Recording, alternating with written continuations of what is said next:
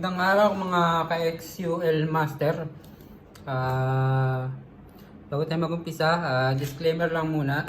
Hindi po tayo nagpo-promote ng ating mga materials na ginagamit at hindi rin natin promote yung kung saan natin to binili.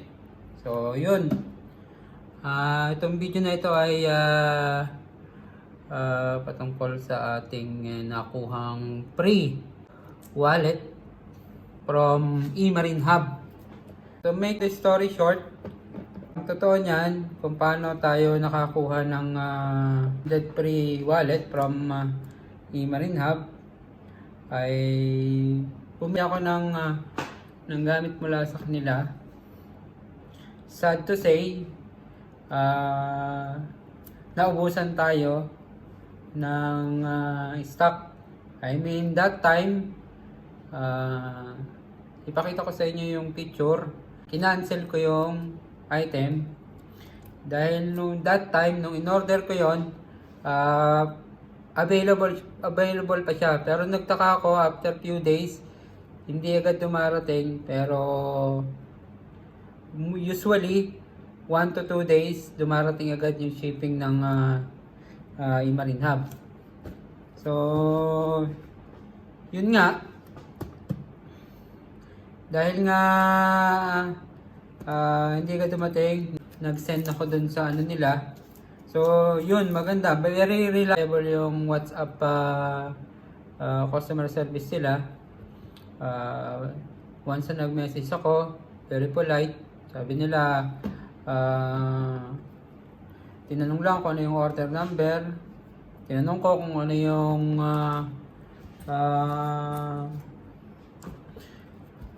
bakit wala pa yung order ko na reel.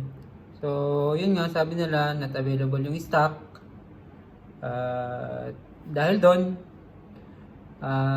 nagpaumanin sila na baka gusto ko daw bumili ng ibang model. Decided na ako bumili ng model na yun. So yun, ginawa ko, kinancel ko. After kong makancel, humingi ako ng refund. So, na-refund naman nila. After that, ang totoong nangyari, so, parang,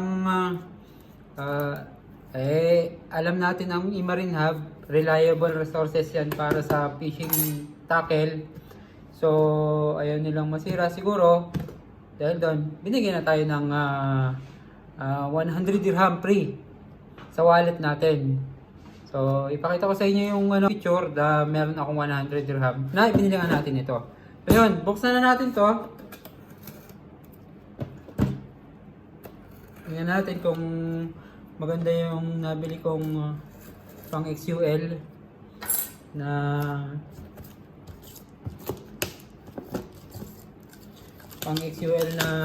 lure tsaka accessories. Cup yung binili ko. So, cup tsaka lure. So, tingnan natin.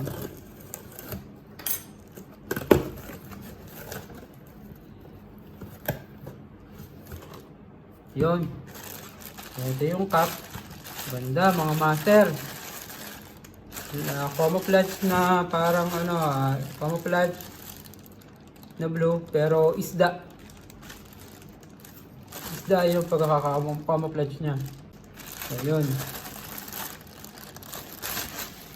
Tapos, ito, yung ating Select Sprint 35 SP. So, ito yun siya. Ito ay 2.5 gram at 35 mm pang XUL.